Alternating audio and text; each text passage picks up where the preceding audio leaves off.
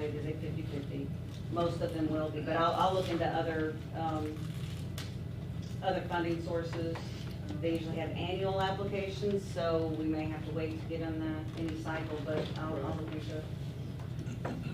It's nice to have the budget already determined. That's usually the hardest part to get, so you've done the hard part, now you have to try to get some paperwork. And if, you know, of that 17,000, Bobby, that you were just mentioning, 8,000 is equipment, install is 9,000. So, I mean, if Public Works and Parks and Rec have the expertise and can tag team the installation, that will knock off a significant portion of it.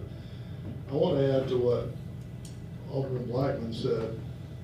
You know, in this world today, so often you see people that sit back, look at things and say, well, you take care of that, and, you know, where are you? And there's no personal responsibility. The Girl Scouts looked at something, saw a need, and they ran with it. They're not putting this on somebody else. They've got skin in the game. They've already got funds raised. And it's impressive to see in the world we live in today, somebody willing to take on the responsibility, take it upon themselves. And for those who don't know, they mentioned the tree. They had planted the tree, as you saw, myself, Alderman Cox, the mayor, we were all there. Whether the tree was vandalized or it was taken out by Hurricane Zeta, we really don't know, but we have allocated funds from our ward fund to replace it with a mature tree once we get to that point in the process. But I want to thank y'all again for taking this on. It's I know Sophia, you know, I'm friends with her parents as well, but I know she did a lot to everybody, and it's a testament to her and her friends that they're willing to take this on. We appreciate y'all. Mike, let me just add one thing. We built the park in Fort Bayou, Little Children's Park, and built it in one day. We had all the equipment there. That was that a Kaboom grant? Yeah, the Kaboom. Yeah, we built it in one day, and we had the military come in and help. We had CVs, airmen. And that's an option. Yeah. Yeah, it's a good option. Yeah. Yeah, I mean, they love projects like this. And Stephen, I'll even throw out there that, you know, I'm going to include Ricky in this too. I'm going to volunteer Ricky. Ricky's got an awesome set of tools, I know. And I have my fair share. So I'm in to help with installation of anything at any point. So if we get to that point, I mean, equipment cost seems to be pretty reasonable, and most of the labor is the installation. So I'm up for a few Saturdays helping out. So. These girls are very impressive. They came in my Absolutely. office. They do their presentation. I'm floored by the presentation. They could ask me for anything. If they asked me just to do it that day, I probably wouldn't have. They're a good group of kids. And If you could probably get, if you could get in touch with the mayor's office and have him make the copy, she'd be glad to do that to the CBs. And I think you get some good results there if you go through the city. Yeah, we'll definitely help out. Be sure, Megan, have you gotten in contact? Yes, I have heard. Yeah, so I already got some ideas running through my head, and we'll contact you in the next day or two and see how we can get this ball rolling. And let us know truly how we can help with any fundraising. If we can do something, you know, if you have a cap on when you can do things and what type of things you can do, give us some ideas, and we'll be happy to help out. You know, a personal level, like I said, outside of being members of the board, we're also residents of this community, so we're always up for helping. So, great idea, great presentation. I'm really impressed with our young ladies tonight. So, thank you guys. Thanks. Good job, guys. thank you.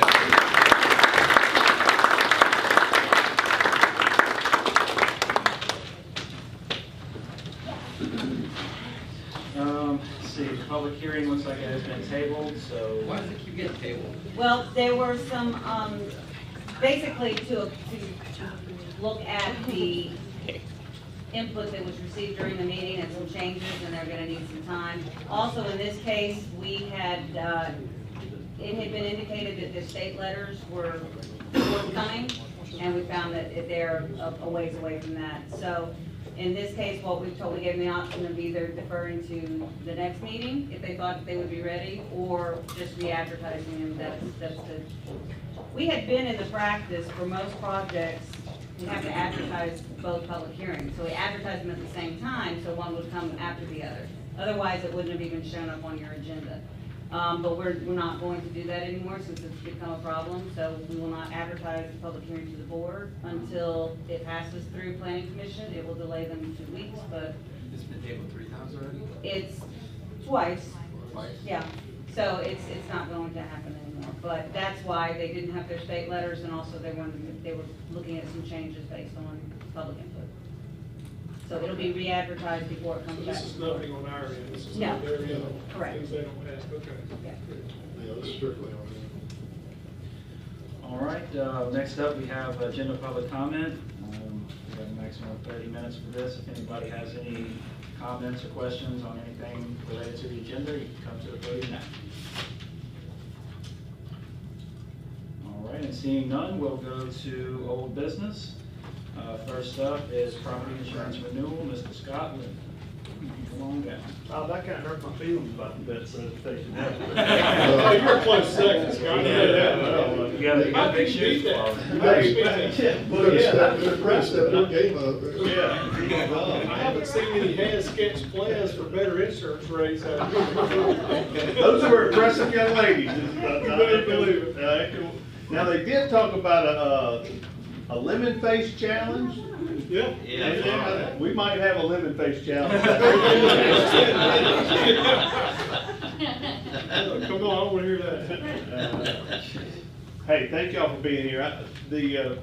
Please don't hesitate to ask any questions as we go through this, because we've had many meetings on this since January, and I know I was here 2 weeks ago. It kind of gave a little tidbit of what's coming up. But so much thanks to the mayor, Alderman Cox and Alderman Empty for all their time. It goes without saying, Mindy and Patty chasing down all kind of information to get us where we are. It's been a crazy cycle. We've been dealing with this for really the last 6 months as an industry and for the last couple of years. Bear with me and we'll get to the numbers, we'll get to the decision points, and I certainly want to say for those that have participated in the meetings that we've had since January, chime in on anything as we go through this. There's on page 3, there's some things that we're proud of. We're involved in the community. We'd love to help those young ladies be closer to their goal. Those are the kind of things that we support to make Ocean Springs the town that we all love. Pardon? I was going to come to I won't let you down. If you go to 4, it's our service team. This is not just Scott Lemon. We've got a lot of folks at the office that work on the account and try to help us make this work for all of us. One of the things that we started off on page 5, if you look, we had lots of discussion about our timeline, about our goals on the program this year. We knew it was going to be a tough cycle for what was going on in the market. You can see we met at the end of January, and there were several other meetings that happened in between those dates that you see, where it was just Mindy coming to the office or Linda coming here and working through the schedule. One of the toughest things that we faced as we looked at the city's buildings is the valuation of the buildings. We got a lot of pressure from the markets. We have been very strategic over the years to go out and value the building values, just because cost of construction and so forth is going on. It got us to about a little above 80% of the construction cost of our buildings. We'll have to continue to look at that and be a little more diligent over the years. But we did that very strategically and mathematically, and looking at outside costs to do that.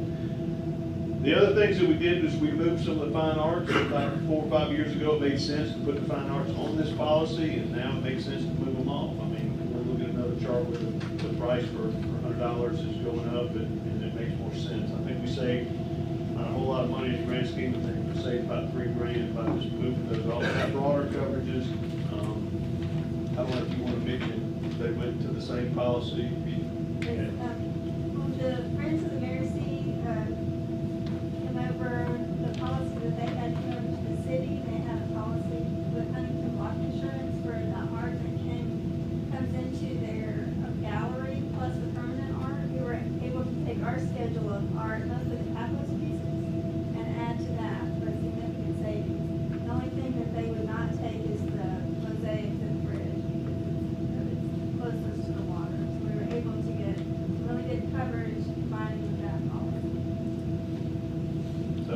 that was, you know, just one of the things, and we've looked at that over the years, just to make sense, and finally this year, we pulled the trigger on it.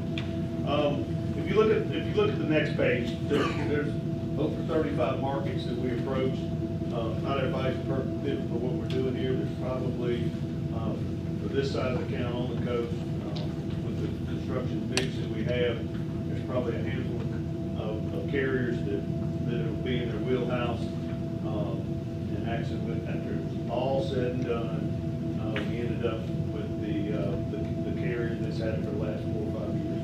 We're finishing up on about a $325,000 claim from Zeta. I think that's gone well. Been handled well by the adjusting firm and our coordination with them. Really, there weren't markets that were not interested because of current damage to the buildings, roofs, or stuff like that. It's just where the market cycle is, as you look at page 6. What we deal with on a regular basis, if you look at the next page, has some bars and lines on it. It gives us kind of a 10-year look at what the rate you're paying for. If you see 2011, you were paying $1.45 for every $100 of cover. That bottomed out at 65 cents in 2017, and now we're back to 95 cents. You know, that's just like the gas pump. It's just what the market cycle's doing. Probably interesting enough, in 2011, the value of all your buildings and contents was $18,400,000. Now we're up to $38 million. You know, that has to do with the construction of the new complexes out on 90 over the years, taking over the Tacony building from the school district was really kind of the last big hit in 2015. And the increase in values that we took this last year, where you saw it slide up. And then you see your premium tracking on the orange line, and our proposal to go from 260 to 358. 17% of the increase is the values of buildings. 17% is the increase in the rate that you're paying. When we originally started in January, we were thinking the rate increase alone would be 30 to 35%. And I think, or I know, because we increased our values, it helped us get our rate lower. It's still the same amount of pocket spend increase for you that we've been very sensitive to. Questions, thoughts? All right. Next page. So what we're the property insurance is the main driver here. We're also renewing the Parks and Recreation package, which covers their daycare liability and general liability and a few of the buses. We're talking about the physical damage only on your vehicles that we insure. The liability for the vehicles is covered through the municipal association and then the golf cart. We have dropped some vehicles off the auto schedule. We've added some new ones. Where's our police chief? Police chief got a few new vehicles. So our increase on the business auto has to do primarily with the increase in vehicles. I'm sorry, Scott, but as far as the rate goes on business and auto, when we looked at that, it was basically flat. We've taken some off and added some new ones, and that's where the increase is at. But the per $100 amount is still basically flat, so that wasn't significant.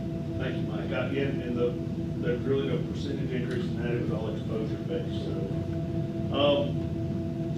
So when it comes to our decision points on the property, we looked at other markets. We looked at percentages, or percentage deductibles with other markets, and it really came back to the renewal of the current carrier.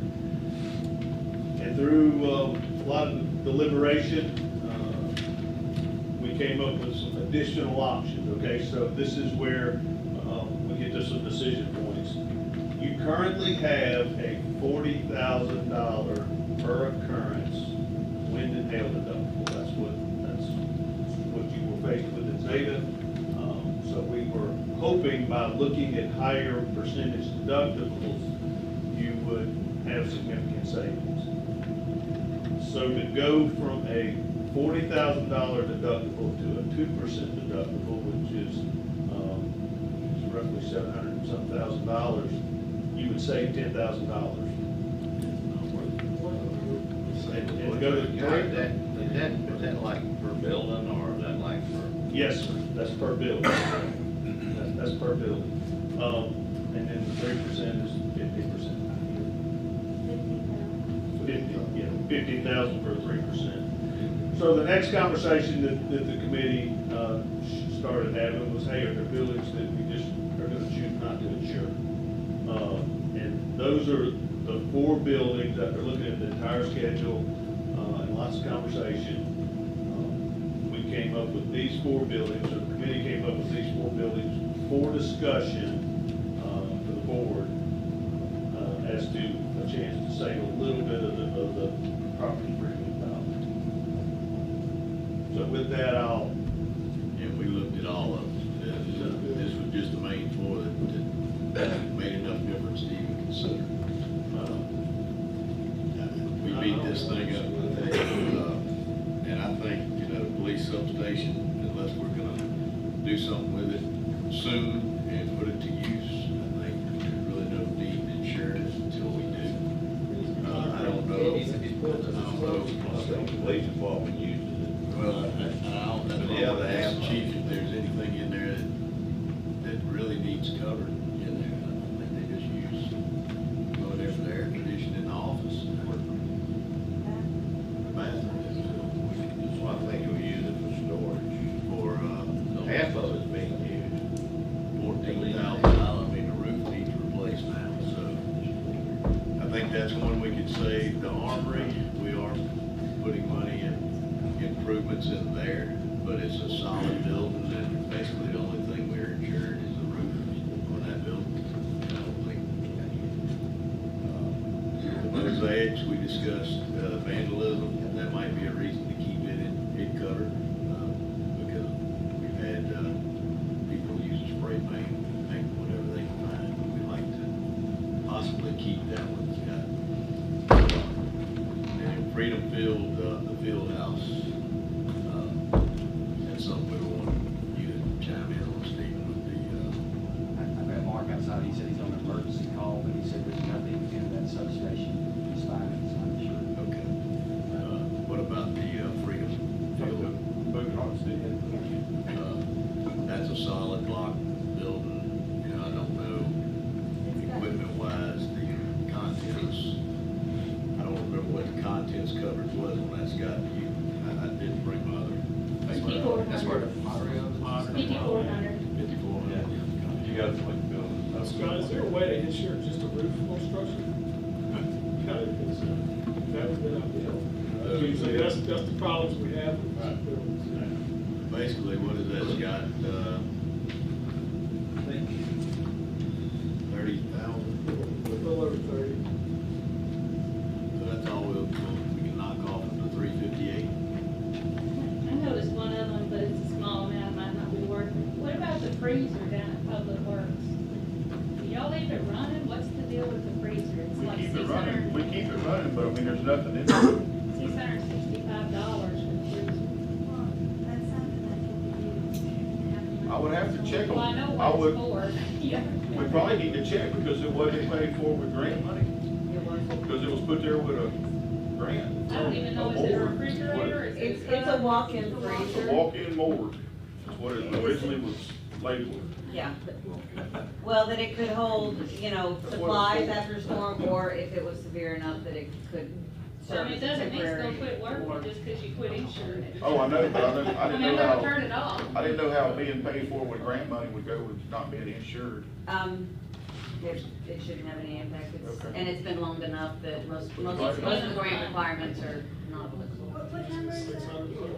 $665. Needless to say, we left here. I wouldn't let that go. Down to 300,000 and we didn't quite make it. We got as much as we could off the cost, but we didn't make the 300,000 goals. It was- No. That was a stretch goal. Hey, you just told me to throw one out. I asked. So, Yeah, we're at the, certainly want to communicate, you know, this renews at the end of the month. I think this is our last chance to do it as a full board meeting. So however y'all want to proceed. It is what it is, it sounds like. What do We you don't want have. to remove the building or keep the Well, building? the deductions, I don't mind that, because like I said, like Bobby said, those first two buildings are substantially built buildings, especially the police station. The mosaic, I mean, it's attached to the bridge, right off the bridge, field house, block building.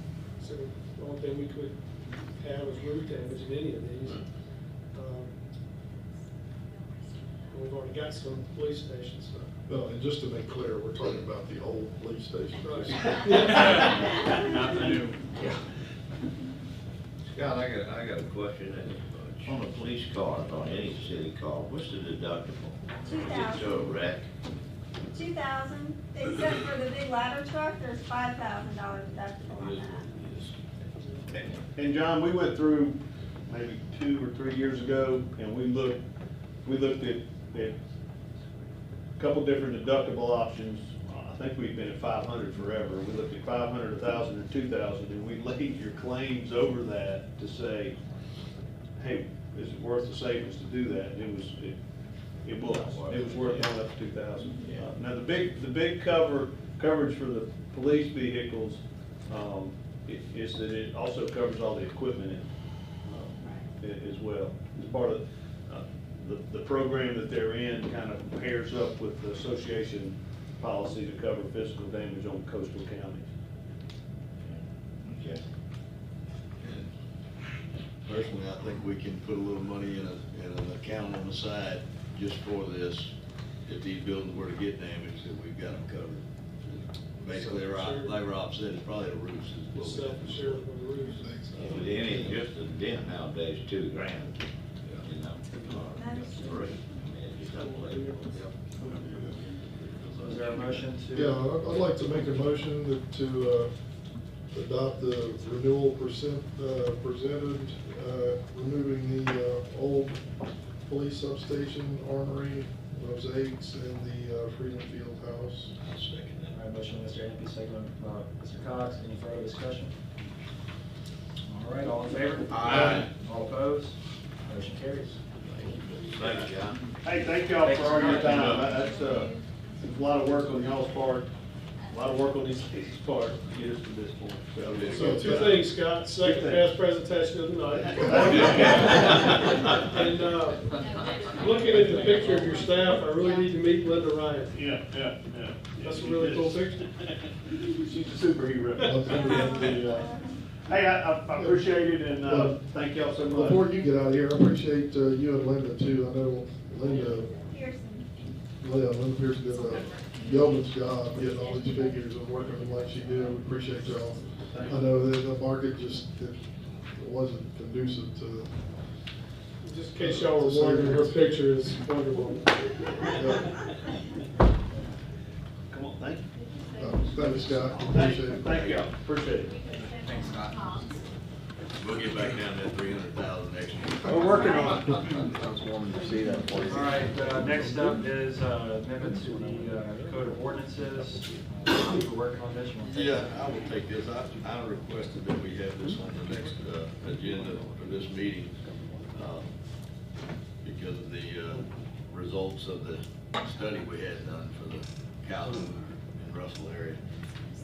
I did have Ospreys reach out to me after that meeting, and they offered to help pay for a digital sign and try that digital sign in place of moving forward with the stop sign.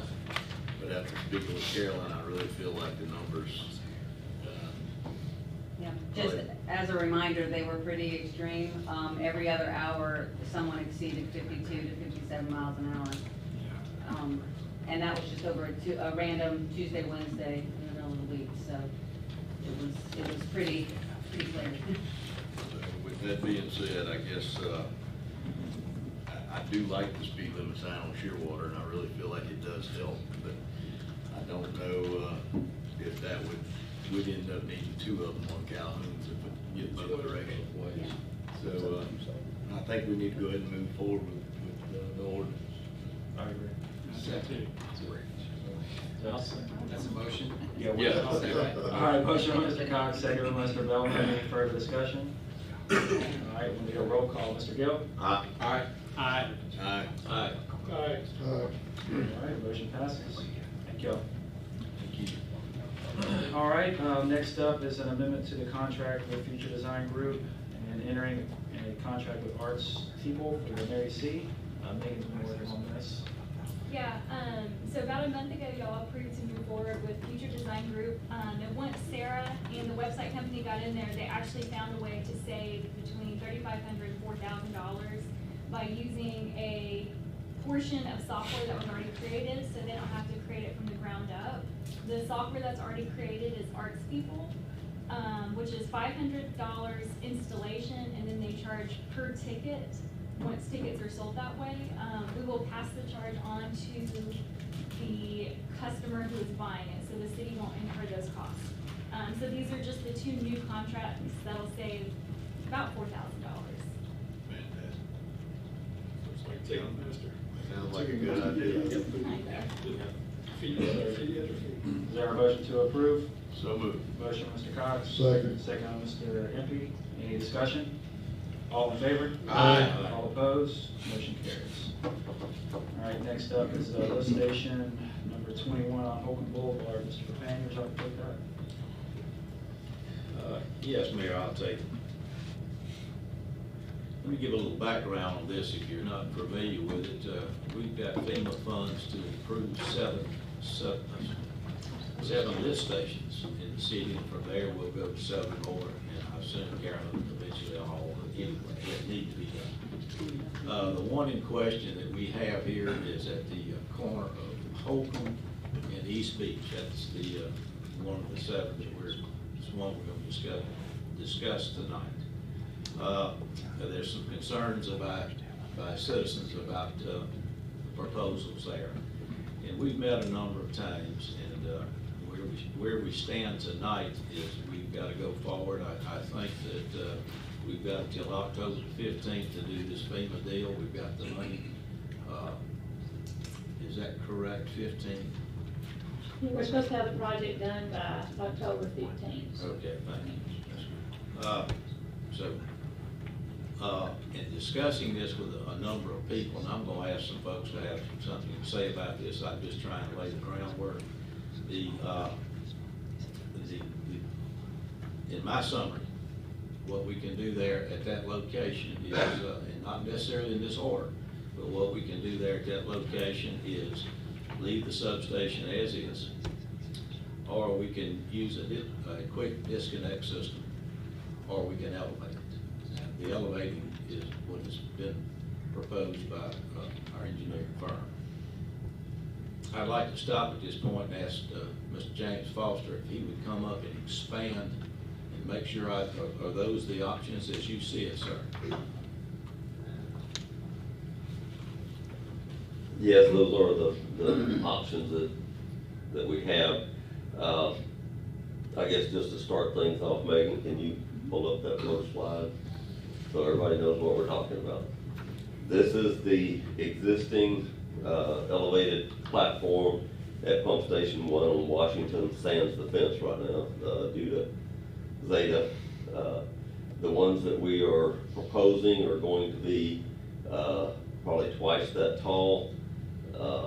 There's an example of one with a internal staircase, if you can go to the next slide.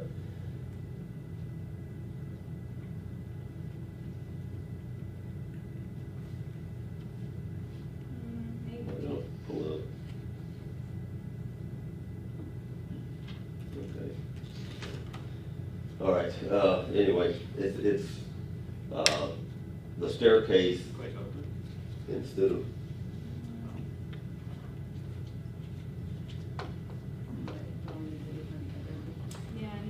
Y'all didn't have that drawing the other night with the spiral staircase, huh? Y'all just found that? what? The one with the spiral staircase? No, we didn't have it when we talked. It's not a spiral, it's just a zigzag.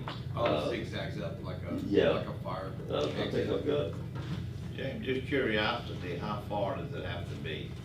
above sea level? I know a house is like 13. Well, at that particular place, the base flood elevation is 21.5 feet. I believe is what it is. This is a photograph of one that has the internal staircase. It's considerably more expensive to build, and but that's, you know, that's a possibility.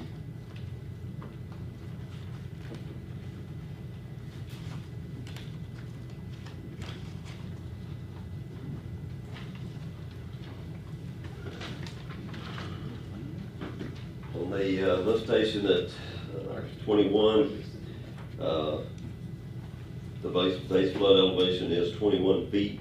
We're required by city ordinance to have the lowest part of the electrical control panel 1.5 foot above that freeboard, which makes that gets that up to 22.5, and there has the bottom of the control panel, and then we drop down 4 feet to the floor of the platform, and so that makes the ground elevation, slab elevation we have proposed there is elevation 5. So from the ground to the platform that you stand on, it's going to be 13.5 feet, and then there will be another 6 feet roughly up to the top of the control that you see there. How tall, James, would you say that is in I think that one, I think not the one on the TV, but the one you get on the paper here? Oh, I think that's probably a couple of feet taller than what we need here, but I think it's up in that area. Because it's going to be at least twice, probably a little more than twice the height of the one that we have at Station 1, and that's because that in Station 1, when we rebuilt that one, we had to increase the size of the wet well, so we actually. Built that on the mound. Huh? We made a mound there. Well, the old wet well became a manhole, and then we built a brand new wet well, which was deeper, and it also was much taller, and so we just had to mound up around the wet well to get the volume that we needed there, and then we had to elevate the platform or the controls to meet the FEMA requirements and the grant that money that we got to do this with. So that's where you know, we are with this.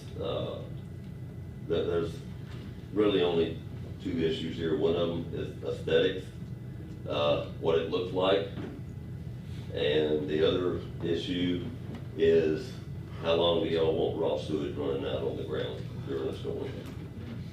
That's the 2 issues. With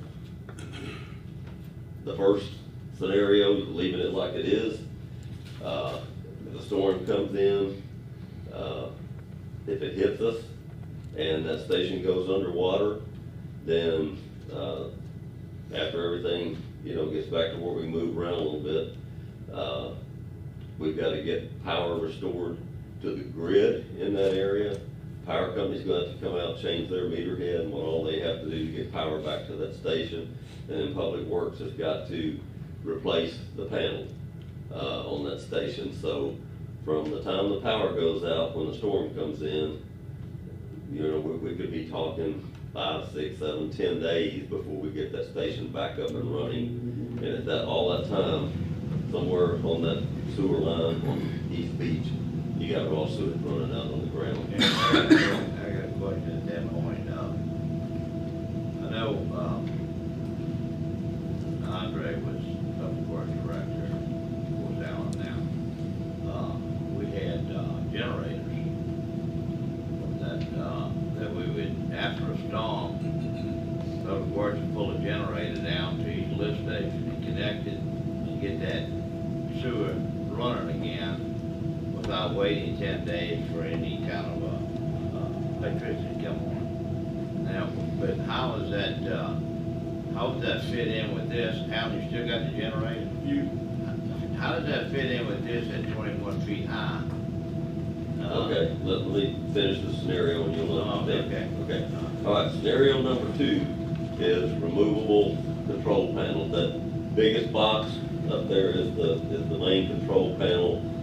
You got the disconnect panel in there, the little box up above is the SCADA. On the very right-hand side is the power company's meter, and the little bitty box that's back on the left by itself out there is our flow meter electronics.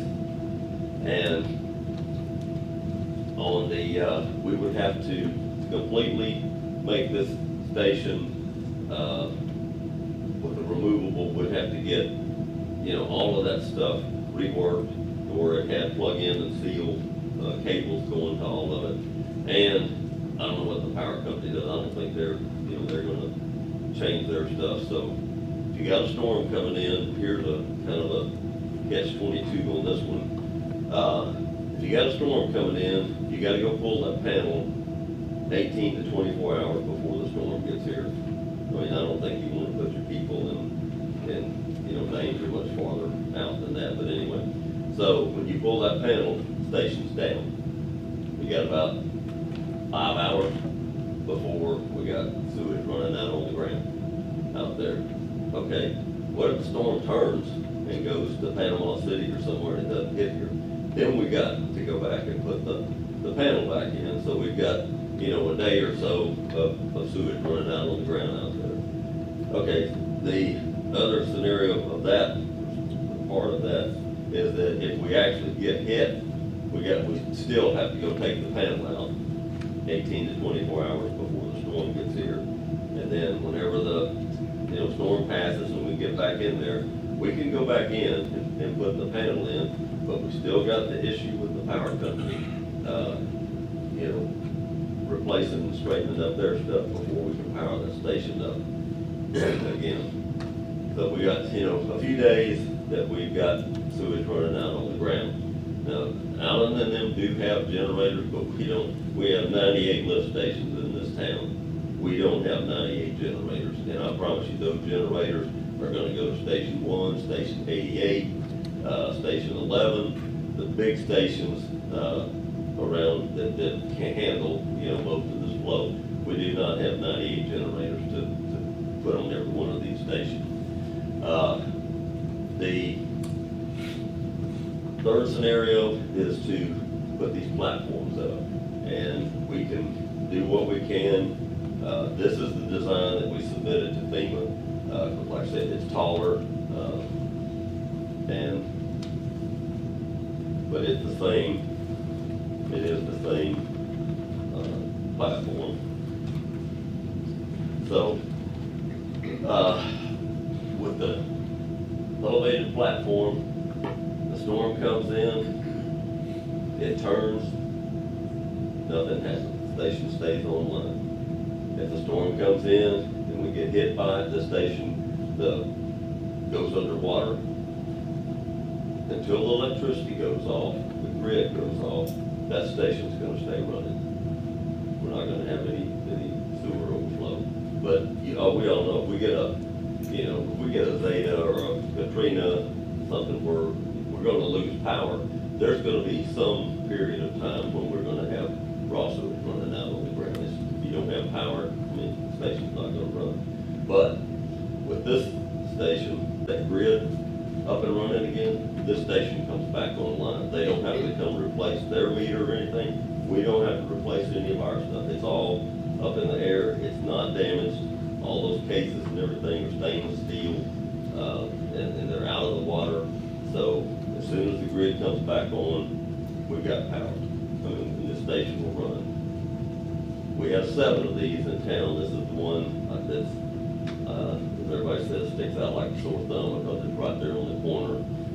There's not a lot we can do. We can't move it under this program. So we need some direction on, do y'all want to leave the station like it is? And probably if it goes under again, I don't know for sure, Patty can probably answer that. We don't know if FEMA will pay for replacing all this stuff again. This is, I think, the 3rd time since I've been here that they, have paid for it. So we got that situation. We can go to the removable panels, which I don't think is worth the effort. because I believe that those near misses that we get, the station will stay online, and we won't have that period where we pull the panel, and then, you know, wound up not having to in reality. And then the third scenario is the elevated platform, which keeps us, has a minimum downtime for the sewer lift station. Ken, I know this is in your ward, I know we got hurricane season coming up, you know, and so, what are you looking at, so what's the timeline here? If the board votes to do this, will be our first one in the city, and I'd like to see it. It's the second one, that one right there. Yeah, I mean, It's the yeah, city. second, yeah, so, I mean, I'd like to see it, you know. Yeah, if you go down to the harbor. That close to the beach. If you go down to the harbor, I mean, it's not exactly the same thing, but if you look next to the harbor master's building there on that, north side, there's two towers there, they're real skinny, and they don't have, all they got some electrical stuff up in the box. But we can't do that with this system because the power company, we wanna put their meter up there with all of our stuff so it doesn't get damaged either. And they won't let us use a climbing, you know, tube or they have to have stairs. What's the difference in cost between this one? I don't know what that one cost, I just got that today, but I'm guaranteeing it's gonna be probably, we're looking at 50 grand a station right now. We're probably gonna be looking at, I would say 65, 70, 75 maybe to do that. And I know we discussed, this one's kind of a different animal being so close to the road. There's no way of dressing it up. No, and we can't put a board fence on the front because you have to have that sight distance around that corner from East Beach to Holcomb. So it's gonna have to have a chain link fence, it can be black, you know, we can, do something, you know, whatever we can to help, but this one's kinda just sticking out there. Well, you know, we had some discussion years ago at the harbor, I think maybe the towers are there, about making it look like a lighthouse. This one you might be able to do that with, but without being able to make it solid, I don't know. Yeah, and I don't know. Let's discuss this real quick, because we're a coastal community. And this is gonna be a problem for us, just like it is for any other coastal community. It's my understanding that other coastal communities, you know, Orange Beach, Gulf Shores, that area, they utilize this disconnect. And I feel like, was it you guys that went down and looked at some of those? I've seen them, yes. I just personally feel like that is a better option for this area. Now, it's not ideal for having to go take it out and put it back in when the storm's approaching, but if we have a contract in place for somebody to do that. And if we had, you know, before they could get it back, if we have to put a generator on it, we'd have to put a generator on it. But there's gotta be a better way than elevating it. So I mean, if we just, I can't see that being the best option, other than functionality. As far as for the community, we don't need these in certain areas. Well, I mean, the whole thing here is, if we leave the station like it is, or put the, removable panel in there, the amount of sewage you've got on the ground goes like this. If you put that tower in, you're down to here, the amount of time that it's not running. And that's the whole issue is, you know. I get it, I understand the functionality. There are all sewage on the ground after Zeta. There are all sewage on the ground after Zeta. Spots, yeah. In So spots I for a want lot. to say something, because I said in this meeting the other night, he's not really saying this part, this was the part I asked. So what's the difference when the electricity goes out? You still have the sewage issue, okay? Absolutely. Yeah. So what Matt, who was here, said was, the difference is when a storm is coming in, it's normally bringing rain and winds, and it dissipates the sewer quicker, it dilutes it. It dilutes it. But if you don't have the storm come in, now you took it apart at 3 o'clock, by 7 o'clock, you're gonna have raw sewage, but you're not gonna have any Not if water. the storm changed direction, we're gonna put it back up. We're gonna put it back up. You need 18 to 24 hours to put that up. I mean, I'm just saying, your difference in How do your we know that? sewage. Have we talked to a community that has this and got their timeframes? Yes. So Do we have your a sewage quote is from gonna be that? a lot nastier in that environment. Jason talked to some people in Florida, I think it was Orange Beach or somewhere. They got some information that their contractor takes those panels out 18 to 24 hours before the storm. 16 to 24. Shit, you don't wanna do that. You don't wanna take one out that And you far. got 13 hours of sewage rolling over in the yard. Plus, it's 500 to 1,500 to remove them each time. And we'll have probably, what, 6 or 8 hurricane scares this hurricane season alone? We're gonna pull them every time we have a scare. The Waveland Pool, there's 5 times, I think that's it last year. So 5 times, we'll have, just say 5 times, we'll have 13 hours of sewer running out on East Beach. Now, I've had y'all said, how many hours before the storm, is there a requirement, or it just, it's up to the city? Should be up to the city. It's up to the electrical contractor you're gonna hire, Yeah, which you can work out with him.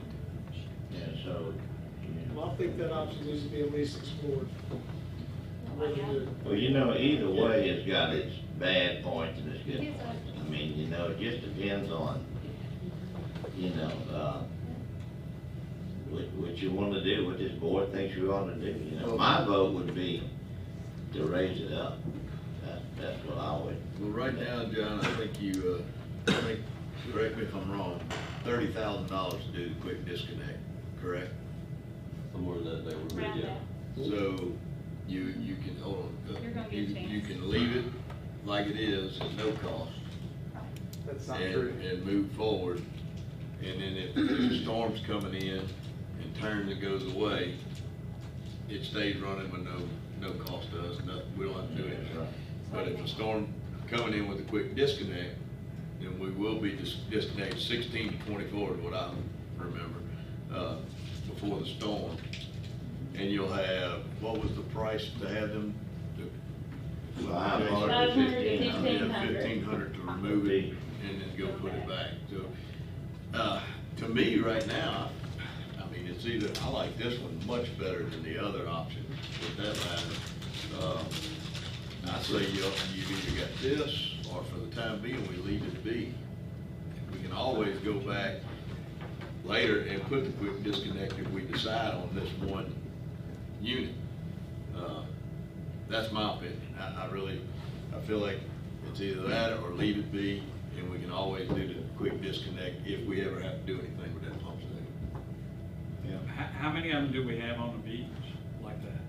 That's a different animal because it's so close to the road. There's really, I was thinking we could come off that hill and build it up where you're not gonna have to go as high. You can't do it because you're too close to the road. Well, you know, every time, if it's by the beach, it's going under anyway. But if you've lifted it, there could be a storm coming now that's gonna cover it anyway, if you raised it 20 feet. Well, like James said, you're not gonna stop the sewage running out altogether. No. Because even with it lifted, the power's gonna go out and it's not gonna be pumping, so you're still gonna have sewage get out. But I was just saying, how many do we have next to the beach like that? Or like the one on Washington? That's one of the total, right? Yeah, right there on Jackson. Yeah. The 7 that we're doing right now are all in low areas. They're either on Back Bay, the Back Bay area, or they're, I mean, we've got this one, we got the one at the harbor, we've got lift station 11 over on Iberville, we got lift station 6 that's out off of Lover's Lane, we got 49 and 50 that's off of Cove and 4th Street over there, and I mean, they're all right on the water. All the 7 that we're doing right now. Now, they're not associated with this project, but in the Zeta storm, there were 7 additional ones that went underwater that, you know, somebody's gonna be working on probably in the next year to decide what has to happen with them too. Quick disconnect, I don't think is a bad thing. I think it's a good thing, but the scenario that we kind of listened to with Matt, we'd probably be better off with this one, just leaving it be for the time being, if we're not gonna lift it. That's kind of what I guess. Joe, what you got? I would just like to, if y'all, I mean, I'd love to get a little bit of public comment and context for this. My name is Joe Cloyd. I believe I provided Everstreet Engineering that information, and $30,000 would be for 15 stations, not for one. I don't know, and that's why I think that y'all really look at this. I want to thank Alderman Gill and Aldermont and the mayor and Rob for showing up at an event we had just earlier about how to do things, maybe not the old way, maybe do a little better in town. We just had a little ribbon cutting here in downtown for the Hemingway Hotel. And I just want to encourage the city to like take a deep breath and like not rush into what I believe is a bad decision to put an 18-foot tall, I mean, I think that's like 6 feet tall? That would total is probably. No, to the foot, yeah, to the probably bottom. 6 or 7 feet, yeah. 6 or 7 feet, but you'd be 18 feet to your feet. And this other one says 3 times as big. It's much different than I think what was described. I mean, you're talking about Well, it's putting 13 feet to the platform on the one at 20 at Holcomb. Okay. 13 feet. So we would end up having a 20-foot tall industrial poo-poo tower. It's a word I've been using, and it's the truth.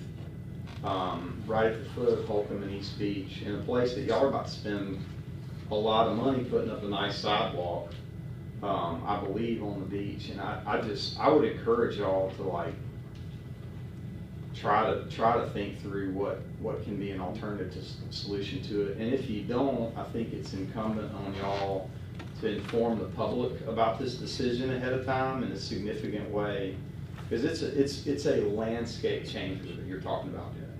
It's not a tiny change, like it's not a small change. It's a big change of quality of life for people, and I think our town can and should do better.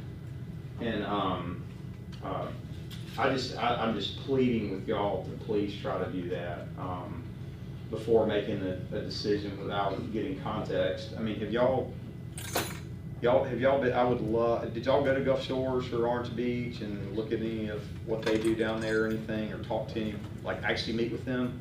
No, I've I've offered like 5 times to set it up, and I've been declined to like do it. So I would encourage y'all to really look at it before, because it's a big decision I think you're making that's permanent.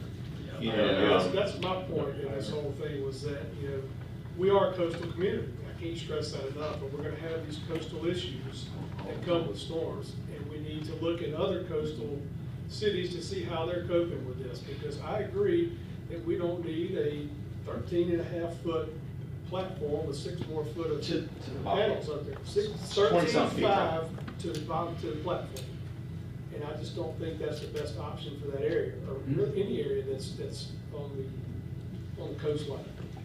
Well, let me say this, Rob, and, we're looking for the best solution here, according with James' data tonight, and, of course, my opinion of that, after hearing James talk, is that we should go up, rather than quick release. But, and Joe brings up a good point here, is, now we're getting public input, and that means a lot.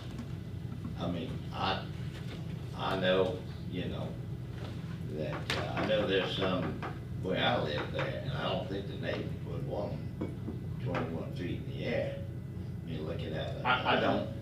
I live close to there. Like, will it affect my view shed? No, but I don't want to see it. Like, we can do better. Well, Our town can do better. Look, I'm glad you came up and said that, because that, public opinion really affects me sitting at this board, always have.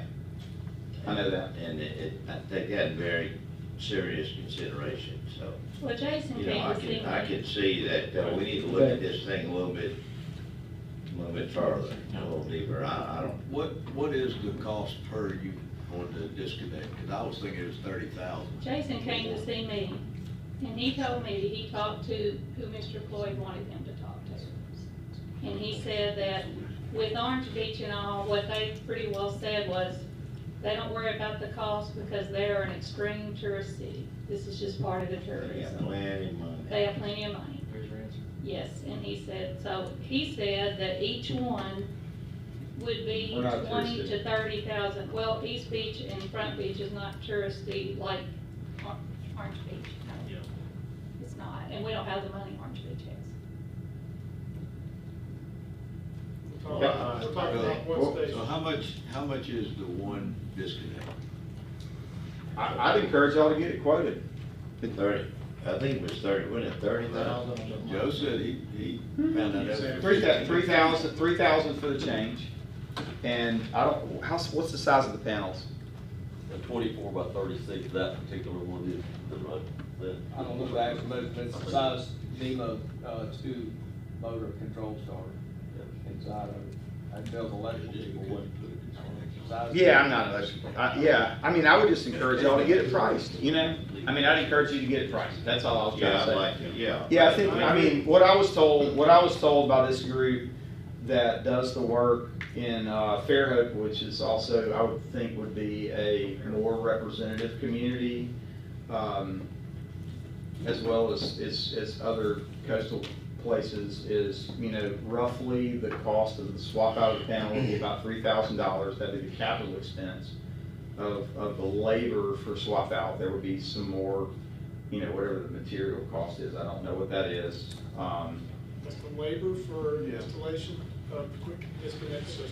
Well, that would be Actually doing it. Yeah, that'd be doing it. That wouldn't be the cost of the panels and the We've been told materials. $500 to $1,500 for the cost of removal and replacement. That would be the new system. And then when it's in, it's $500 to $1,500 every time, Look, you know, storms come in. Just to move forward on this issue, could we we don't have to make a decision tonight, do we? I think the discussion was maybe East Beach would prefer us just not to do it, and I think that's the discussion tonight, isn't it, Mr. Ken?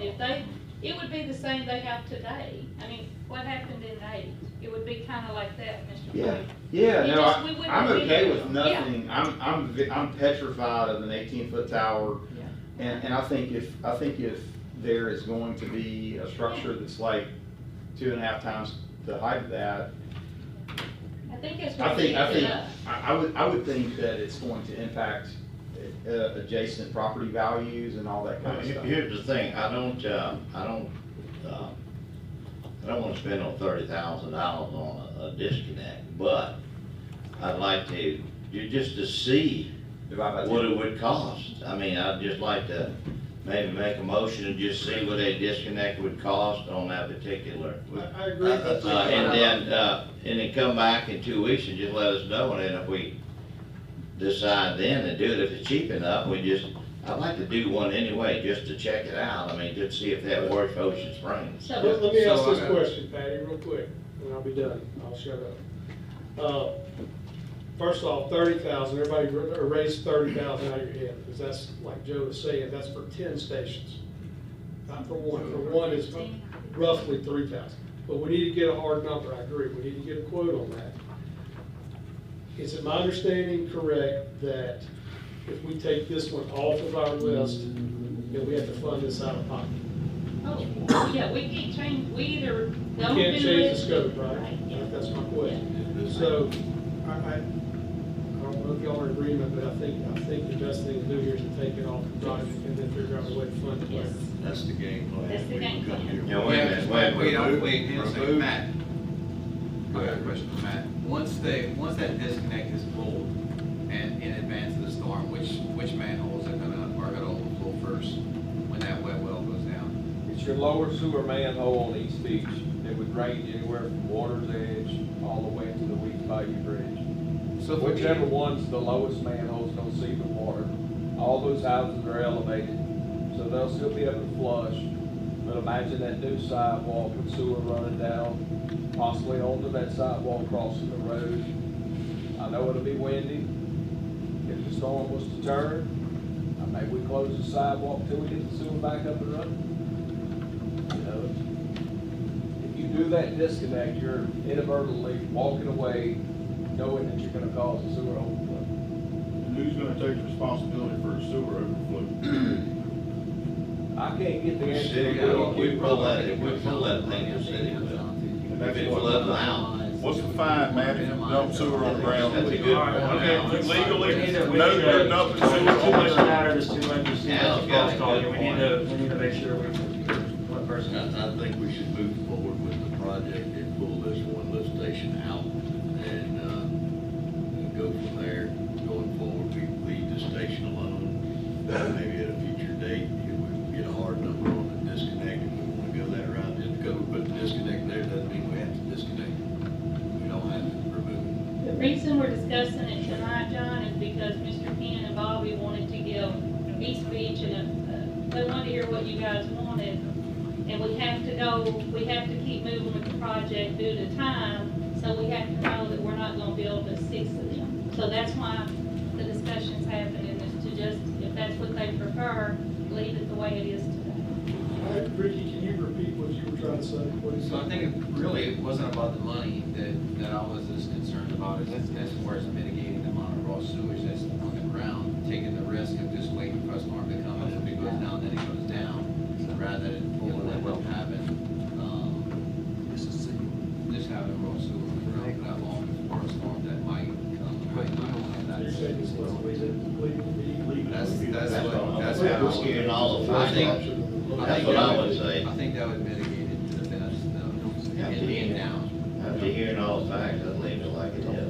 Because if we pull that panel and it floods the house, you're lying. Anywhere you dump it on the ground, you're liable. If a hurricane floods it, I mean. At least we know it's. It's been dumped, it's been dumped. Well, this is gonna have to be one of those basically self-insured items like we were discussing earlier.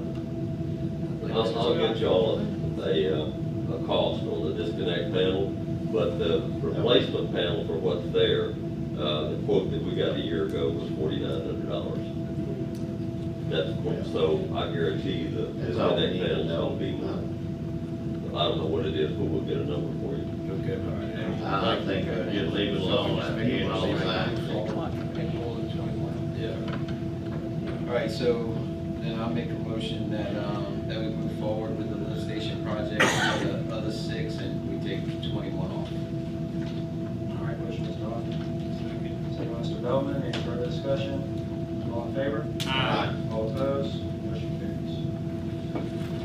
All right, and now to the consent. Thank y'all for letting me talk during that period. Appreciate it, Jeff. All right, does anybody have anything for the consent agenda? Item D. D. Hold on, I got D is in dog. these are consent. I need, A8CC and 8DD pulled. It's part of the consent. 8CC and 8DD.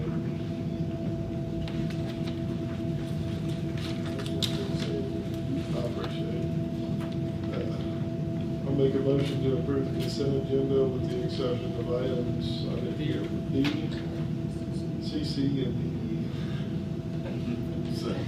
All right, motion, Mr. Denby, second by Mr. Cox. All in favor? Aye. All opposed? Motion carries. You go ahead, Rick. Yeah, item D, I was kind of curious about this one because,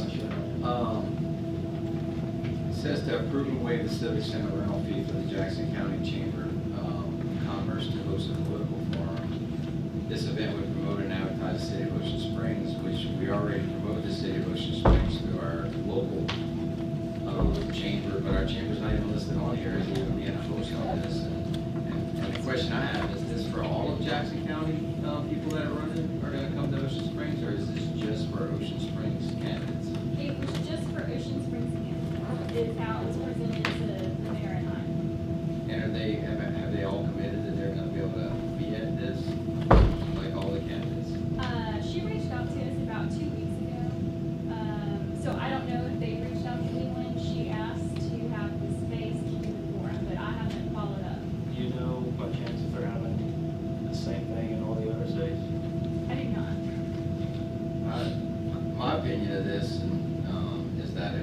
our chamber is not involved in it, then I just can't support, you know, this should be a joint venture between our chamber and the Jackson County Chamber.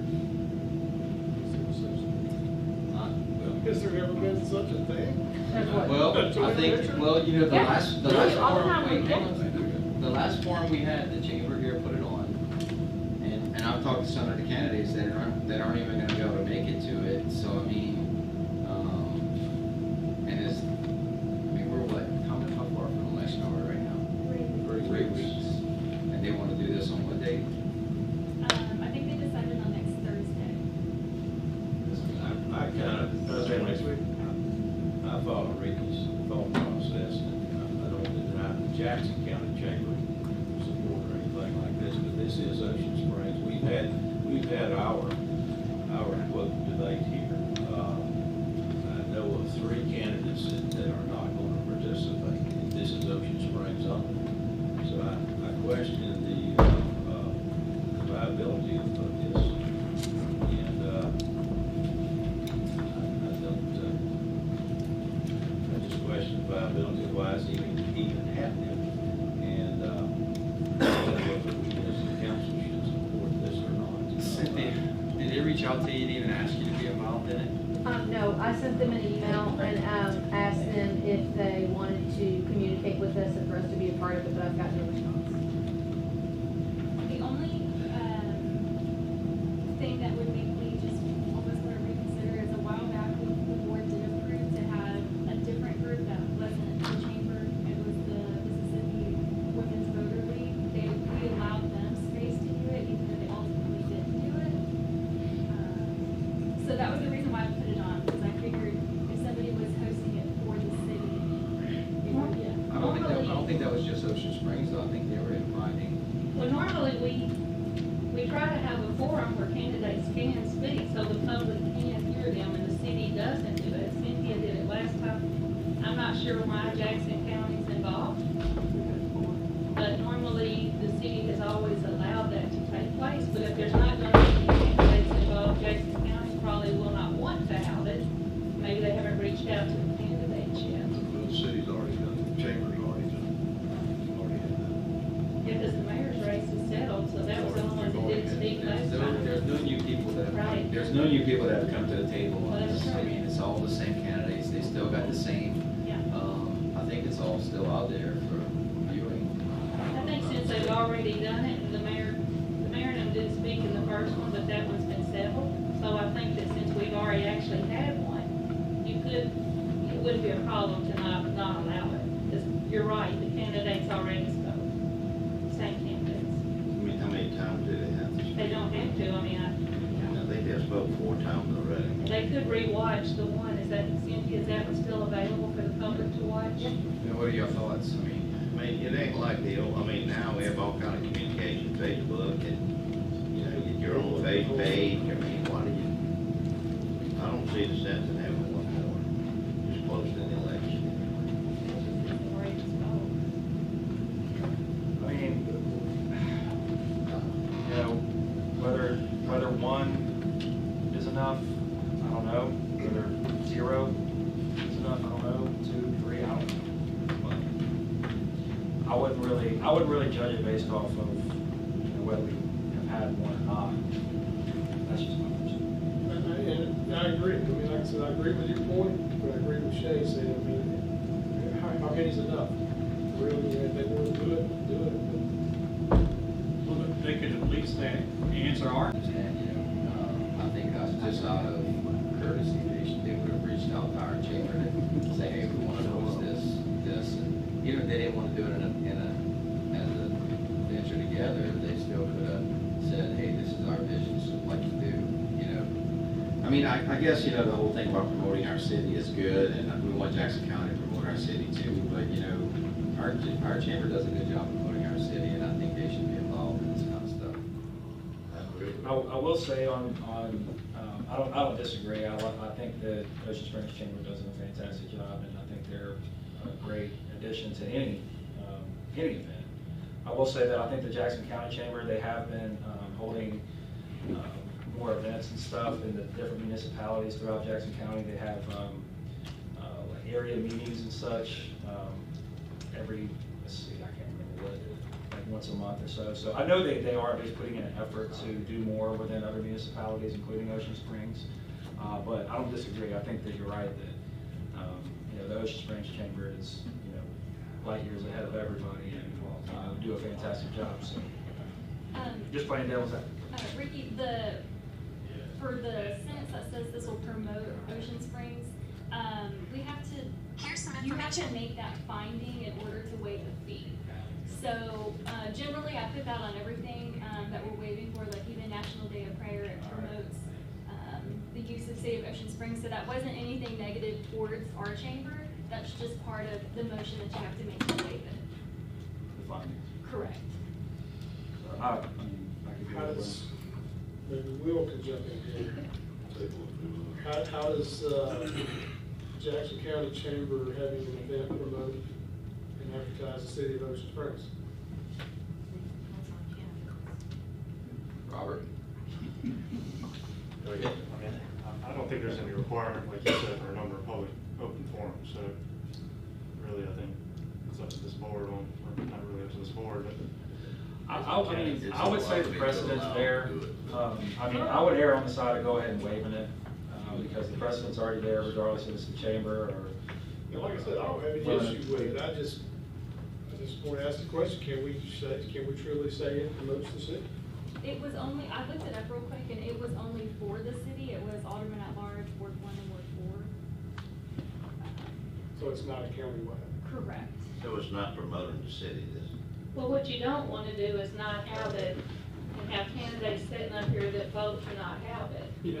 And I would at least say that if you were going to vote to not have it, that we have the candidates recuse themselves. I'm gonna excuse Yep, myself. because I think that's a little awkward for them. Mr. Cox and I are not opposed to Right. It doesn't matter to me whether we Do move that forward for with it or vote. not, Right. but, That's up to the rest of them. but I think that moving forward, I think that, we should have some conversation with our own chamber to do stuff like that. I don't disagree. I would say, I would go ahead and err on the side of go ahead and waiving it because, you know, the League of Women Voters, we did approve a rental fee waive for them based on the same principle. I don't think it was just in the city though, I think they were doing. Were they?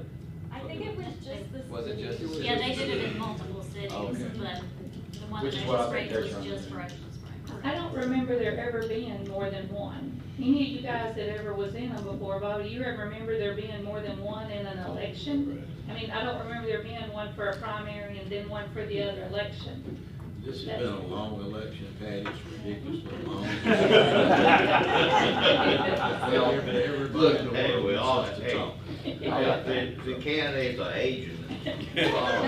Look, I'll make the motion that we go ahead and waive the fee, but I do want to say that Jackson County going door to door, trying to get members is one thing, and they should feel free to do that.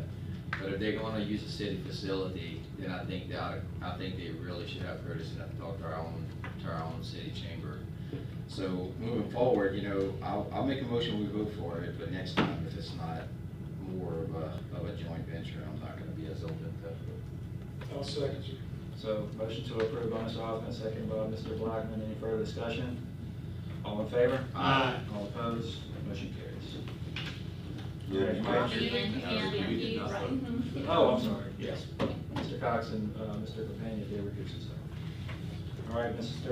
Hippies, with DD and CC, is that right? CC, it was listed, but the agenda did not include the, The exhibit, no, it didn't have an exhibit at all. include the exhibit, That's so what I they did, it's in want to make a motion to approve item 8CC, including the exhibit, spread it upon the minutes. All right, motion, Mr. Hippies, second by Mr. Cox, all in favor? Aye. All opposed? Motion carries. And item 8DE had some a couple incorrect figures on the fees collected by the building department for permits. So make a motion to accept item 8DB with the revised schedule of fees collected, spread upon the minutes. All right, motion, Mr. Hippies, second by Mr. Blackman, all in favor? Aye. All opposed? Motion carries. All right, next up, department reports. Hey, Chick, you want to tell us about this Clydesdales? I defer to Miss Miss Cynthia? Sutton because she has all the latest. For the Clydesdales, it's gonna be Sunday, June 6th. They plan on, hitching at 3 o'clock. That means putting the horses on the front of the trailer and taking off at 3 o'clock.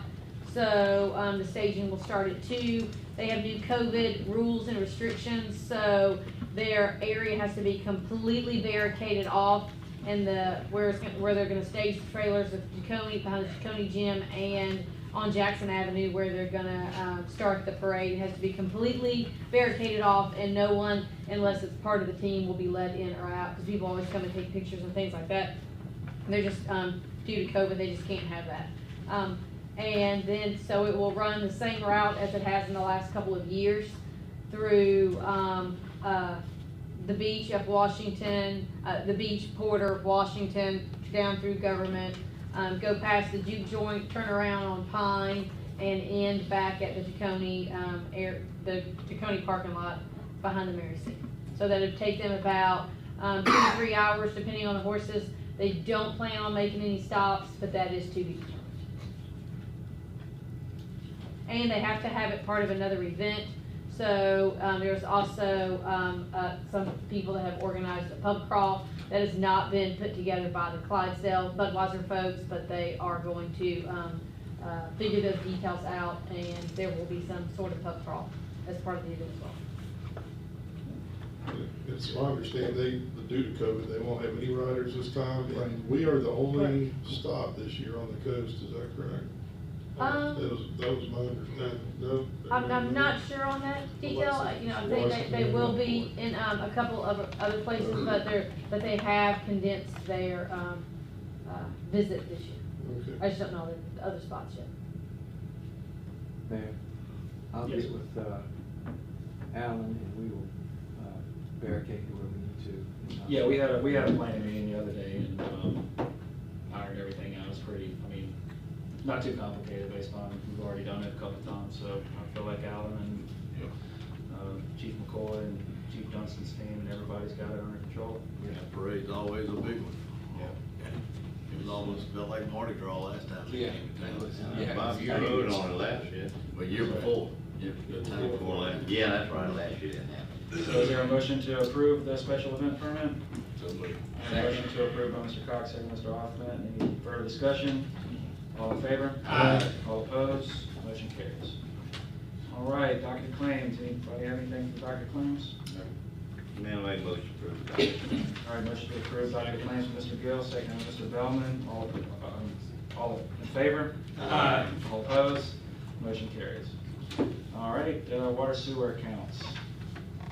We have a chance to look at that. Yeah. Anybody have a motion to make or discussion? I'll make a motion, we approve the adjustments to water and sewer accounts. second. Motion to approve, Mr. Hoffman. With the exception, we had one on there that we do not normally. Oh, that last one? Yeah. The one that was, Water only? Yeah, last. yeah, well, Yeah, but that's A little bit of a stretch. that's a yeah. different circumstance. So this was a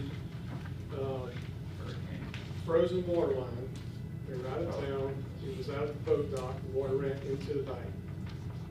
So they did not, in my opinion, receive the benefit of the water. Well, under that scenario, we don't forgive any of the other ones of water, so, it's just the sewer charge that we're forgiving. If we're gonna change that, then, none of Well, these it was, other it was, people. it was not a line with a sewer charge on it. But you had other ones that were water only, and y'all have not forgiven We have that. not forgiven,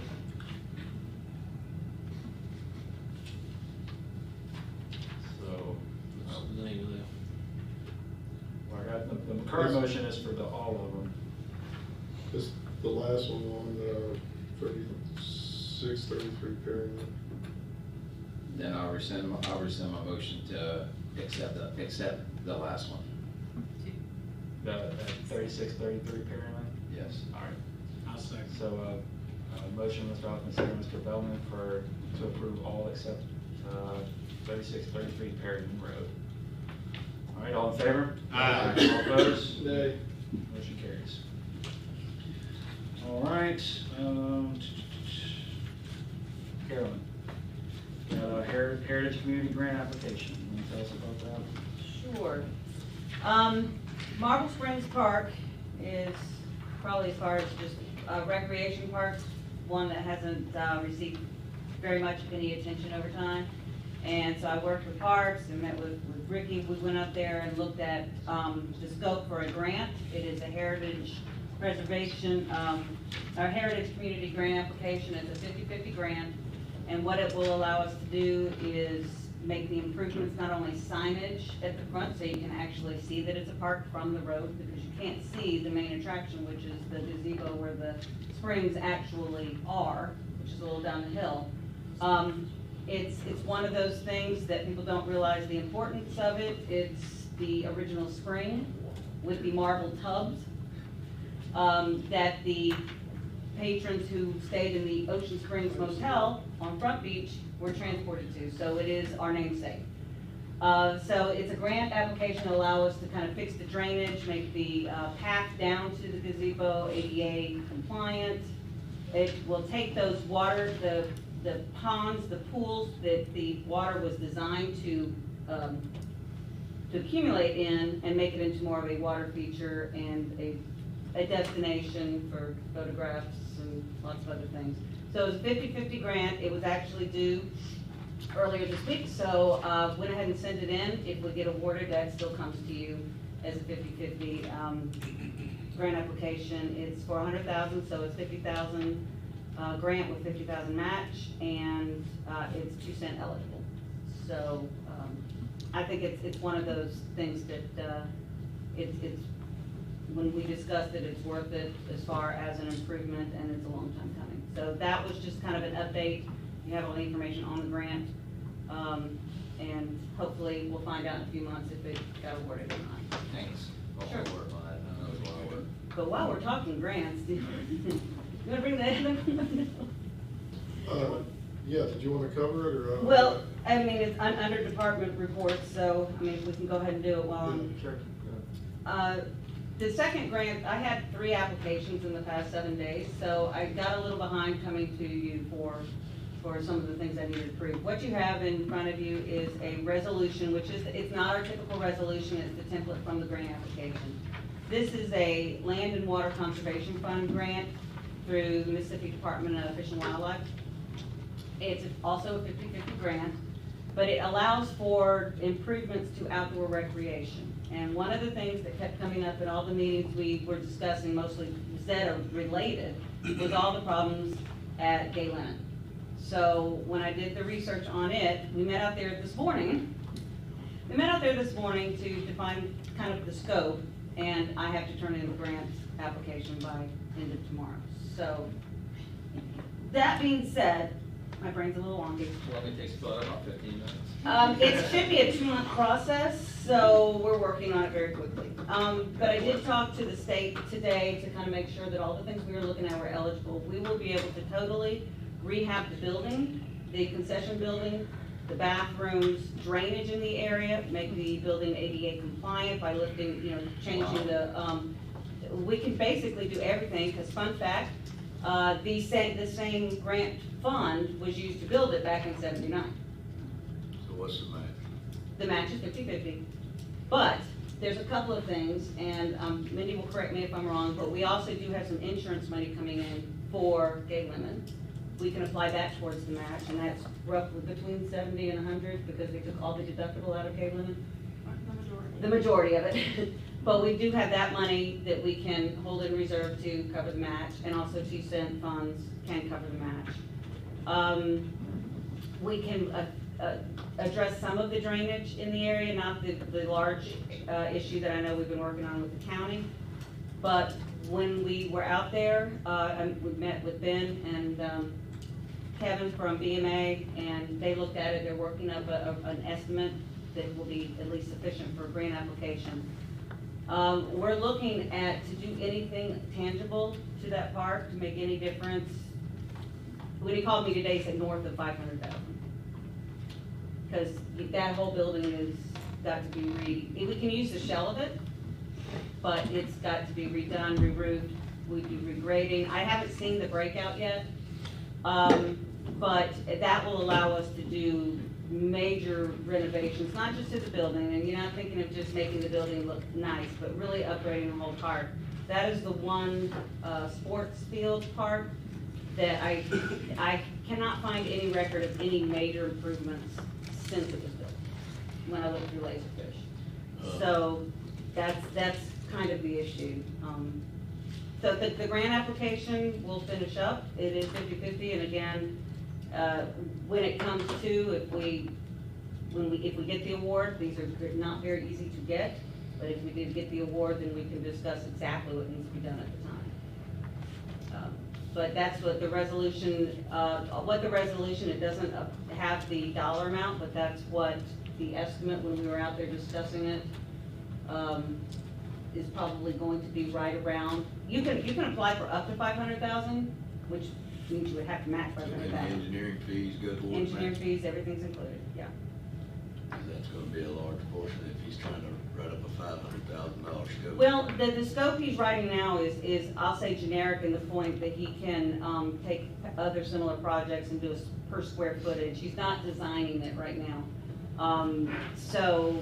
And the engineering fees are limited as to what percentage of the construction cost they will allow.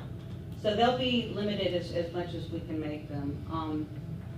But the resolution that they have, that I have to submit with the application, doesn't have a dollar amount. It just acknowledges that you all are approving submission of the application, that you understand it's a 50-50 match and it's reimbursable, is the gist of it. So I know. This won't be the fields and the lights. Well, we can do, it won't be the lights, because the lights are just a larger animal, but when I did talk to him today, he said we could upgrade those lights to LED if we wanted to. Those types of things are eligible.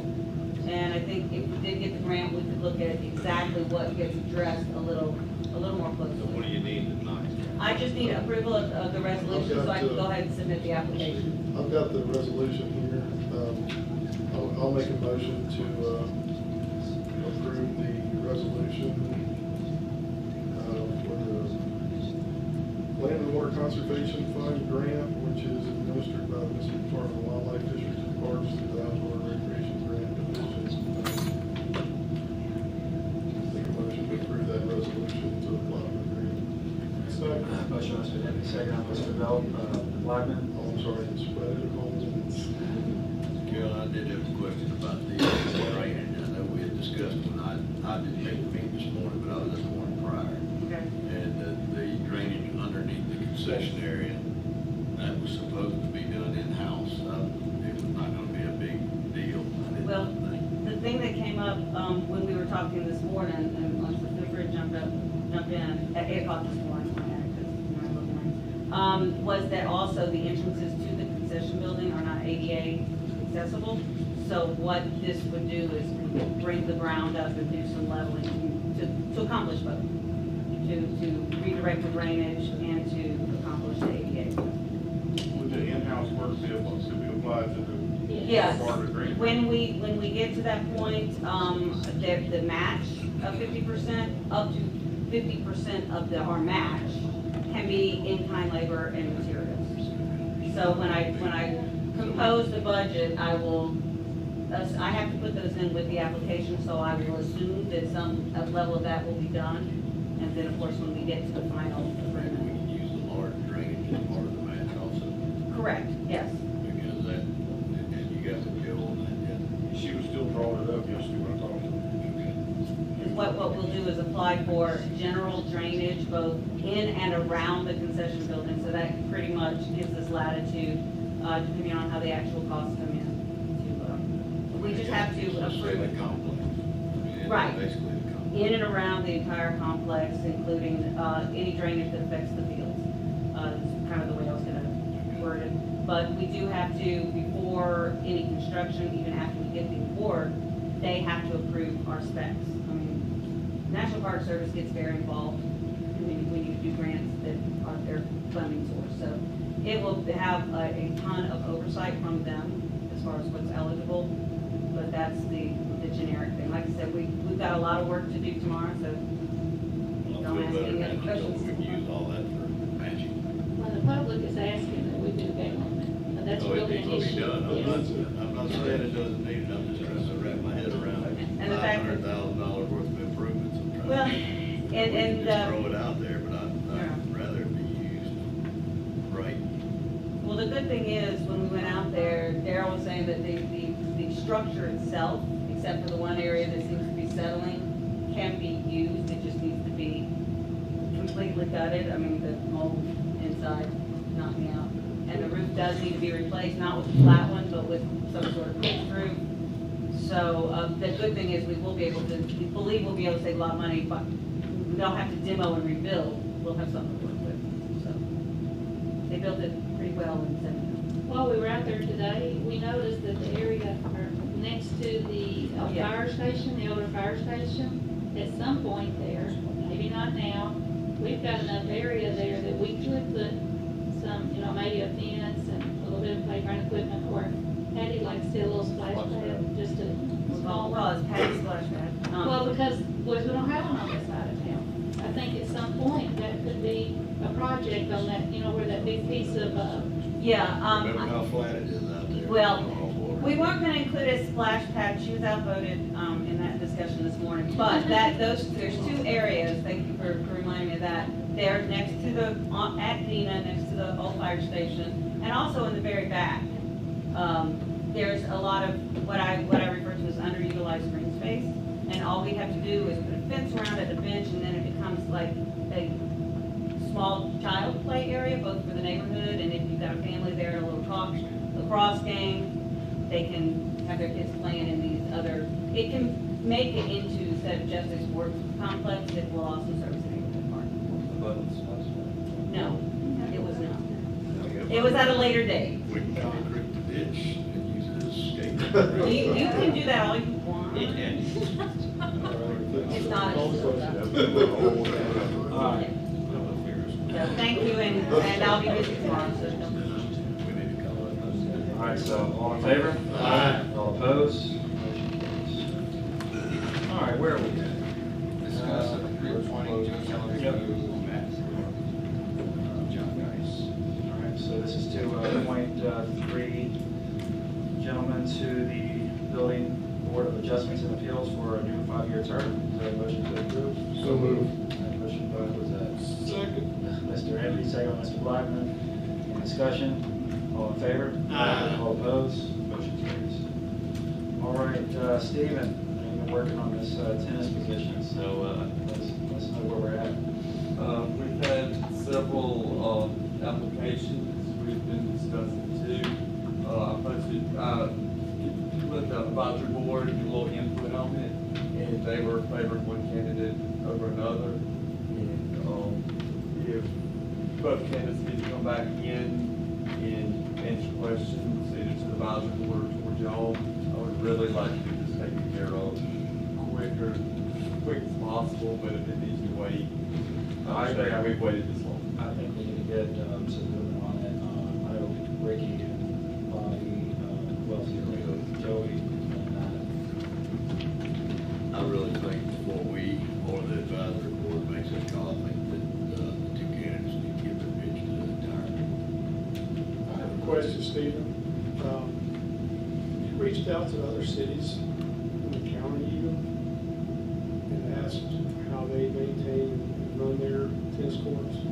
Because to my understanding, we're the only ones that hire somebody. Yes, sir.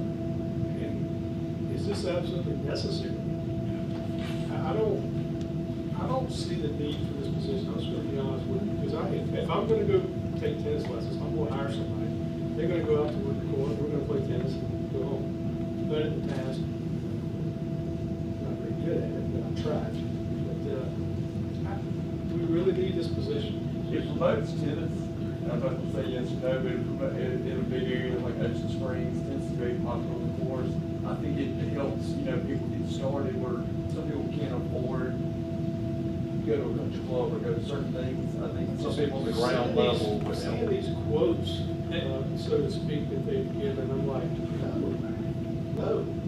My thing is, it basically turns it into a private club. Exactly, that's exactly And my point. people, this is a public court. They don't need to pay anything to go play on their public courts. And if you turn it over to somebody and they have the rule, you gotta go in there and pay them to play on it and do everything else, it's just wrong.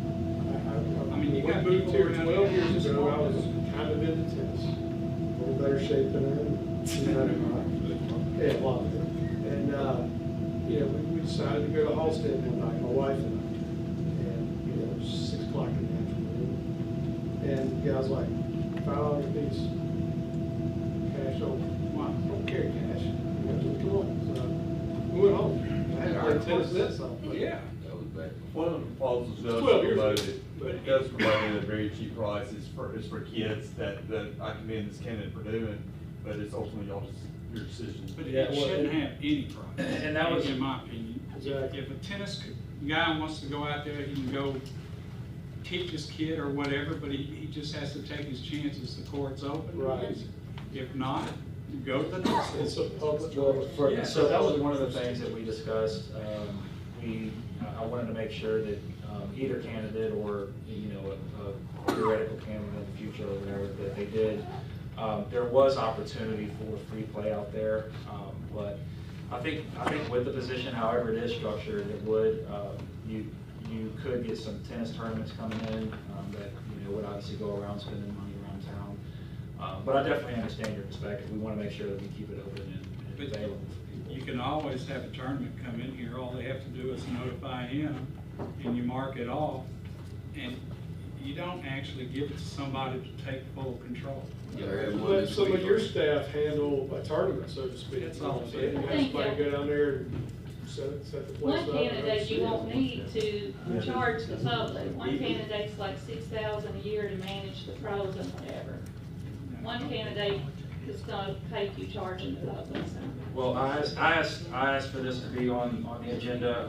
I know we've everybody's been discussing it, going back and forth, so that's why I wanted to at least bring it up in the open and see what everybody's thoughts. Well, before we waste anybody's time to come and talk to us, I guess we need to make a decision first if we're gonna move forward with somebody, because if the general consensus is we're gonna just make it a public court and nobody's coming, then I don't wanna waste their time and our time to talk about something that's not gonna happen.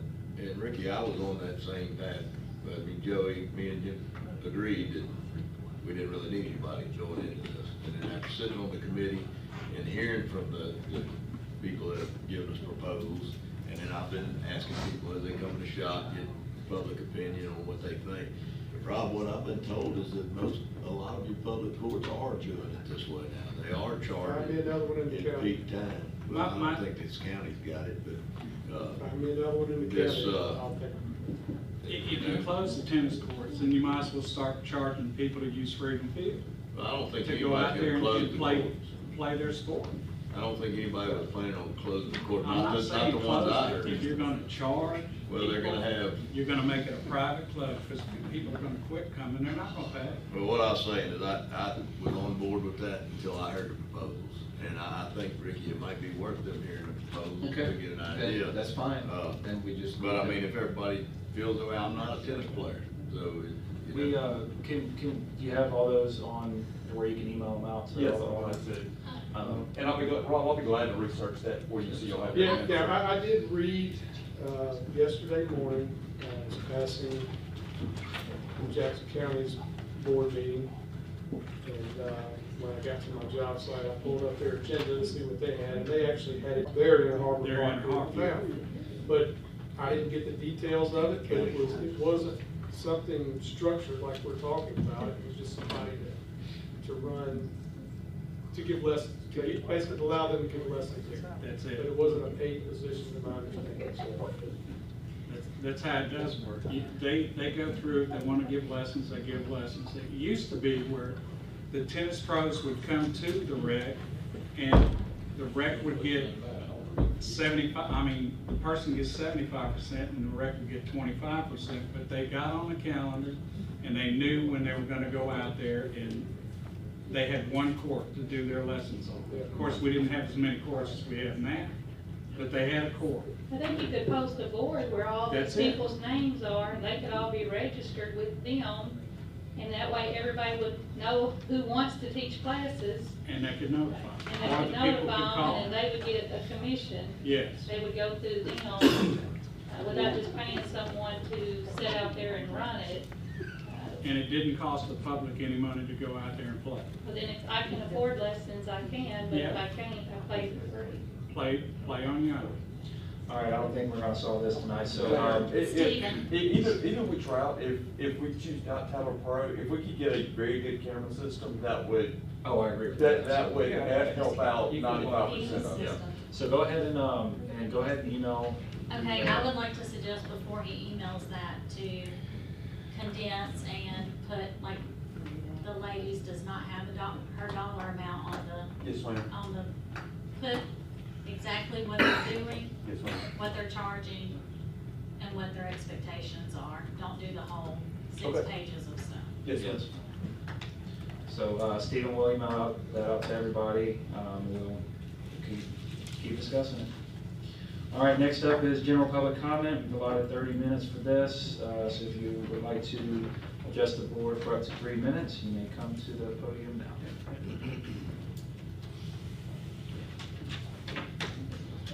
Mr. Holloway, would you like to adjust the board? Not right now. Okay. All right, seeing none, we will go to Alderman's forum. Mr. Gill? Yeah, Mayor, I have, 2 mediums in, Ward 1 and Ward 5 that, we sodded, years ago. And of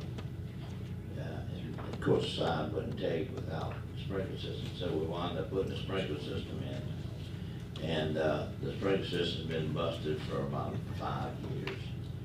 And so the other day, talked to Alan, and Alan did have someone to work on a sprinkler system, but this was more involved. A lot of valves were broken and cracked, and they were underground. You had to look for them, and then plus the wiring was bad, and so we decided to go ahead and hire Josh, who put the sprinkler system in. He used to work for the city Public Works and the landscaping department. Anyway, so he went ahead and fixed them, and I didn't realize, but I had $800 left in my account, and I didn't think it'd be over $800. Then it wound up to be $1,479. I think Patty's got the bill. And anyway, so I talked to Joey about it. He'll make up the difference out of his account. So I'd like to make a motion between my account and Joey's to pay Josh up to $1,500. I'll second. All right, motion by Mr. Gill, second by Mr. Bellman. Any discussion? Well, Mr. Gill, the city will take a personal check with an ID. I said I couldn't hear you. I'm sorry, I couldn't hear you. What did you say? I said, city will take a personal check with an ID. I don't believe. Still That ain't gonna happen. can't hear? Aye. All right, all in favor? Aye. All opposed? That's all I have, man. Motion carries. Thank you. I have one thing I wanted to discuss with the board. The weekends are really starting to get packed downtown. I mean, like trash cans can't make, some trash cans can't make it. Sunday morning, you know, you walk through downtown and garbage cans are overflowing, you know. We're gonna have to come up with somebody to work on Sunday morning to at least even walk the streets and pick up trash in the streets and look and tend to those parking lots behind Quincy's, because it's gotten too busy. I mean, y'all saw it on the sales tax numbers. I mean, that says it all right there, and it's just not working anymore what we got going on. It's nothing with Public Works, it's just the businesses come. I agree. I agree with that too. We need to clean it up. So is there, huh? Good call. So what can we do to try and? I can put a crew together for Sunday mornings. I mean, I'm not sure it really takes a crew though. 2 guys. it will probably take about 3 or 4 people to get done, get out of there before church lets out. What time did you start? Probably 6:30. Well, you got the all day long. Maybe if he brings in 3 or 4, they can make a round down the beach too. Yeah, A lot of those- the beach has got to be. Yeah, I mean, it's, And the pool. our city gets a lot of traffic now on the weekends, I mean, everywhere. We have over 100 trash cans in downtown here. And the blue ones are ugly, so I don't, the solution, I don't wanna put blue ones out there. The reason we put them out there is because the other ones. I there know, would be but I no don't, chance. but I don't wanna put blue ones out there.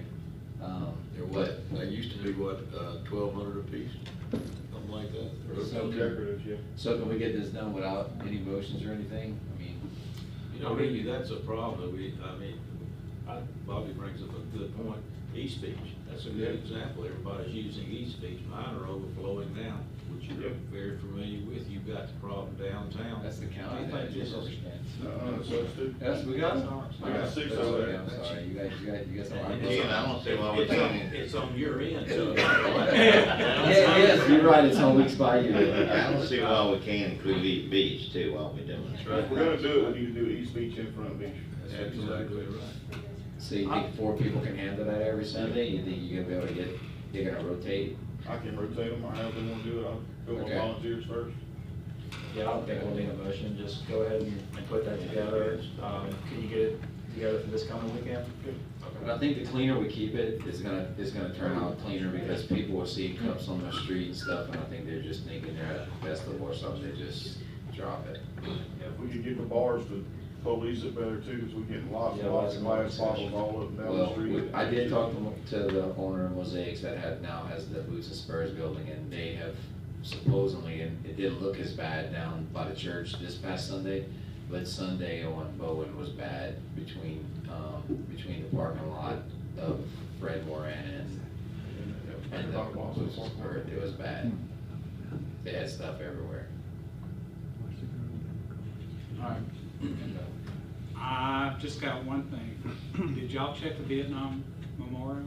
Yeah, we got, You gonna pressure wash it? Chief McCoy's gonna take care of that for Oh, us. you're gonna do it? He's gonna bring the big nozzle out there. That's great. I mean, I went in there the other day and it was green. Well, on Chief, some of the pictures. Chief, before you do, I got a group that was wanting to help volunteer if needs some help to do that. They approached me a while back and then everybody got busy and this Patriot Guard riders actually came to want to help with that, so. I got a question. While you're talking about volunteers, since COVID's out, can Calvin not get back to letting some people work off their fines? I'll talk to him.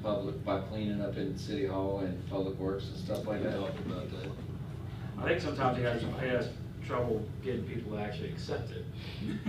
But I'll talk to him, see if we can get.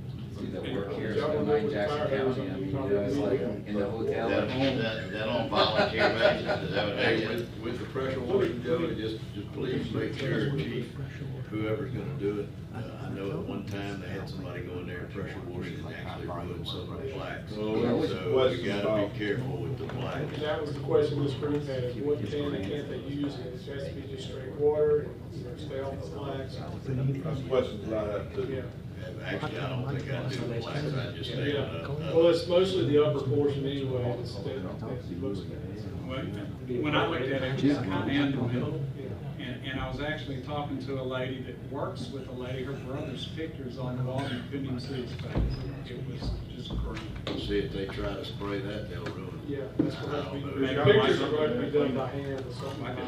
I don't know who was in charge of that last time. Is it Dawn dishwasher. Dawn soap would do it. Yeah. Cleans all off the toes. Now, did they cut the grass? No, they come in Thursday morning, they'll do the thing. What about the algae on the concrete? Kevin Wade Dawn knows to put on that. We had problems with that out there It's before. there too. We need that cleaned off. I think we actually, I think Ray might have contacted you. Somebody called you. I'll call you, and we'll get some cleaners. We're gonna get with him, find out what cleaner we actually need. I think Nate was the one that pressure washed last time. That's all I had. I just wanted We'll get it done, Kevin. Well, I'll tell you, I just want to thank everybody that's been putting in extra time. I know with COVID, Alan, you've had trouble getting your crews to make a crew without having, gone. So we've got the grass growing like crazy, and I know you're trying to pull them together to catch up on that. And I hope by this this weekend, maybe next week, we can get caught up, because I know I've been getting a lot of calls. And Darryl, I know I've been directing a lot of calls to you, and I appreciate y'all jumping on and getting after it. I gotta go tomorrow morning, gotta clean Washington Avenue up before they open the bridge back up. I went around all them Joe sticks and all that. Right, like we did last time, you actually have to get out there with the shovels and the brooms and get it out in between. Yeah, doing that tomorrow. And then that median by Burger King, if we get all that clean where they open the bridge, our side will at least. It would have been nice if they would have replaced those yellow poles while the bridge is closed for the last month and a half. Yeah. Also, the turning bay, turning south off of 90 to Washington. Yeah, both those triangles to be done. Cigarette. From there all the way to the everything, all bridge to be done tomorrow. Appreciate it. That's all. I second what Mr. Cox was saying about it, and I know you're busy. Any idea when we're gonna cut the grass on 90? Thursday. I'm not pushing you, I understand what's happening, but been getting much grass. Okay. He said he'd be in town Thursday and he'd leave until it's finished. So Thursday and Friday, everything should be good by the week. I think the suckers need to be there. That's all. His last motion, he was the subject. Alan, I guess we didn't get together yesterday. You wasn't home. Yeah, I had to go early. Can we shoot for tomorrow morning? Just about 30 minutes of your time. I got that list, my list is growing. And like I said, I've always tried to have one item at a time. So that's all I ever have. Now I'm up to about 7, so let's take a quick ride and take a look at a few things. Carolyn, I think the last time I asked you was 2 months ago, and I was told 2 months on the sidewalk. Where are we at? Right now, at this moment, I can't tell you because my brain does not remember what. Yeah, just give me an update. I'll give you an update, yeah. Okay, thank you. That's all. Well, Karen, does your brain remember the drainage project? Yes. Did that go to bid? It did not, but I'm just waiting to hear from MDA. You know, their MDA is still one of those state agencies where they're working a hybrid schedule. So half the staff is at home half the time.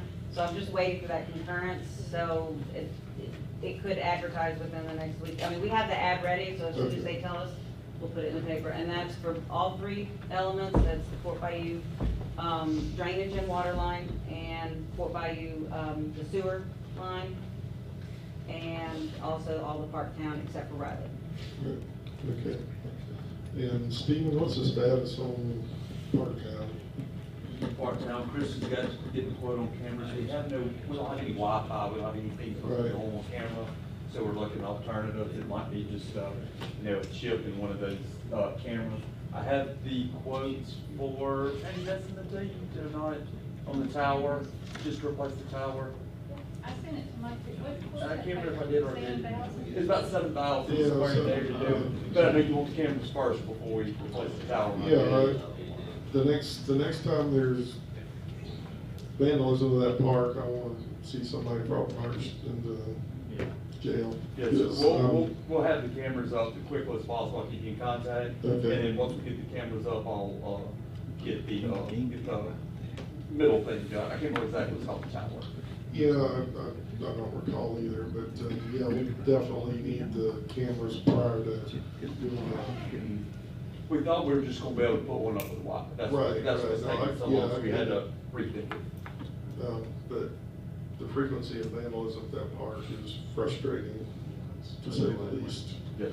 But yeah, definitely need to have that security in place before we do that. And I know it's been mentioned, but I wanted to publicly say thank you to Chief McCoy for taking our request for him to look into the fire training center and running with it. For the public that's not aware of it, it's under construction right now. Hopefully it will be complete by Thursday, with the exception of electrical and a few little things. But that's really exciting. It's going to be a great training aid for our firemen.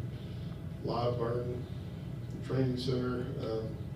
It's going to be good for our citizens. Hopefully a reduction in the fire rating for the city and a reduction in insurance rates. But Chief, I mean, you came in here and you hit the ground running. everything we've asked, you've done and done quickly and efficiently. I really appreciate the job you've done since you come on board. Couldn't ask for anything more, and just want to tell you how much I appreciate it. I know everybody up here on the board does. That training center has been on our radar for, I know since I've been on the board, and now we're 2 days away from seeing it completed. I appreciate it. Thank you. And that's all I got. I'll make Go a, see it burn. yeah. Yeah. I'll make a motion to go into closed session. I know we got one item to see if we can stay in executive session. All right, motion by Mr. Empey, seconded by Mr. Gill. All in favor? Aye. All opposed? We're now in closed session. Thank you.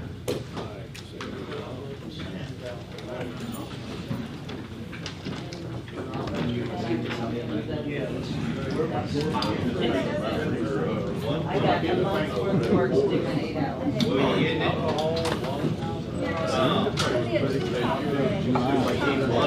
This is cutting into my drinking time. This is going to be fast, guys. Hey, boy, doing good, man. Doing good. It's good to see you. We got this. Dress up, come right back out. How you doing? I'm Robert Wilkinson. I think. Yes, Cynthia. I was just like, you probably don't remember me, but I used to be a paralegal. Past. I wasn't a paralegal for Al Lucky, but I was for Al Hopkins. So I used to work for Al Hopkins, so I remember. It's good to see you.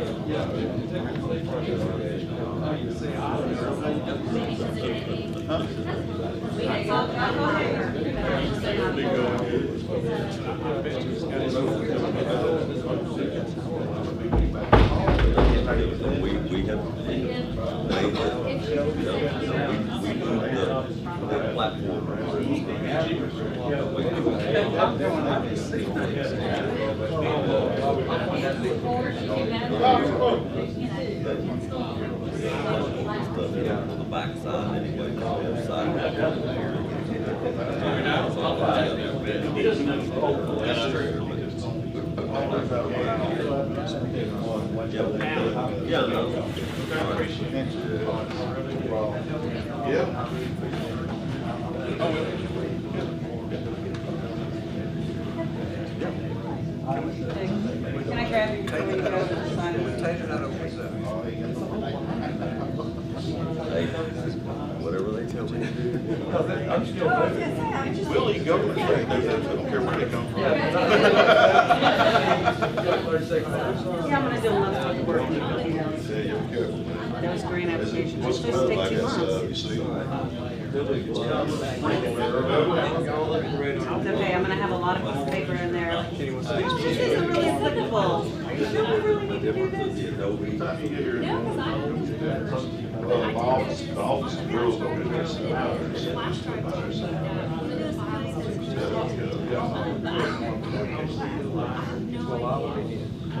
have to admit that it's like. Who this is? Start off with Well, I've been working on it all day. I have no idea. Ben's working on the scope. Hey, remember, See, the and less this is cameras why. the longer. Oh, yeah, you're first So I'm gonna target. say this very.